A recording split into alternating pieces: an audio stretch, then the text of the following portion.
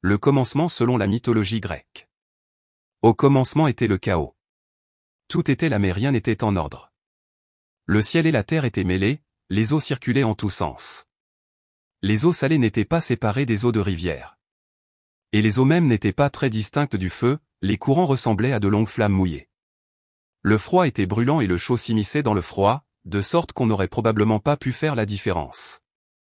Le chaos, c'était aussi d'énormes rochers amoncelés sans fin, sur un espace qui n'était ni rond ni plat, ni haut ni bas. Il n'y avait ni profondeur, ni altitude et chaque bruit résonnait à l'infini car il ne venait de nulle part et n'allait nulle part, sauf peut-être de rocher en rocher. Mais il n'y avait personne pour l'entendre. Surtout, il n'y avait personne pour nommer les choses. N'y avait personne pour dire ceci est un lion, ceci est un homme, ceci est un dieu. Le chaos, c'était cette situation sans nom. Alors, tout était mélangé. Et, à cause de cela, on peut dire qu'il n'y avait ni Dieu, ni homme, ni aucun être vivant. Un jour, la terre-mère, G, surgit du chaos. Et elle met au monde le ciel étoilé, Urano. Le ciel recouvre la terre de tous côtés et ils sont le premier couple du monde. Du haut des montagnes, Urano regarde tendrement G et il fait descendre sur elle une pluie fertile, et elle donne naissance à l'herbe, aux fleurs, aux arbres, à tous les animaux et à tous les oiseaux. Et la pluie fait couler les rivières dans leur lit et remplit d'eau tous les creux de la terre, même les plus secrets. C'est ainsi que les lacs et les mers seront créés. Le monde est prêt.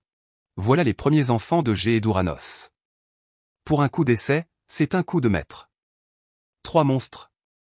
Des monstres humains. C'est à accent grave dire plutôt inhumain. Ce sont des géants plus grands que des montagnes, plus forts que le tremblement de terre, le volcan et l'ouragan réunis. Mais surtout, ils possèdent chacun 100 bras et 50 têtes. Ils s'appellent Briaré qui veut dire le plus fort, Gigé qui veut dire né de la terre et Koto qui veut dire poisson à grosse tête. Ensuite, G et Urano ont 3 autres enfants. Ceux-là n'ont qu'un seul œil au milieu du front et c'est pourquoi on les appelle les Cyclopes, en grec les yeux cerclés. Mais Urano en a vite assez d'enfanter des monstres et il précipite tout le monde dans le Tartare qui est la région la plus profonde du centre de la Terre et où il faudrait à une enclume 9 jours pour atteindre le fond. G est absolument furieuse. Enfin, voilà les titans.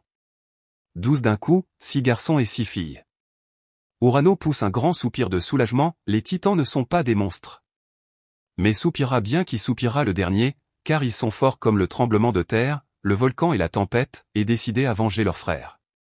Pendant le sommeil de son père, Cronos, le petit dernier, lui coupe le sexe d'un coup de faucille, ni plus ni moins.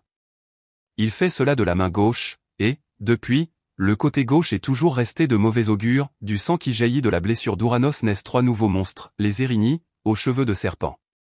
C'en est fini du règne d'Uranos. Maintenant, Cronos est le maître du monde. C'est tout pour aujourd'hui. Abonne-toi pour plus de vidéos.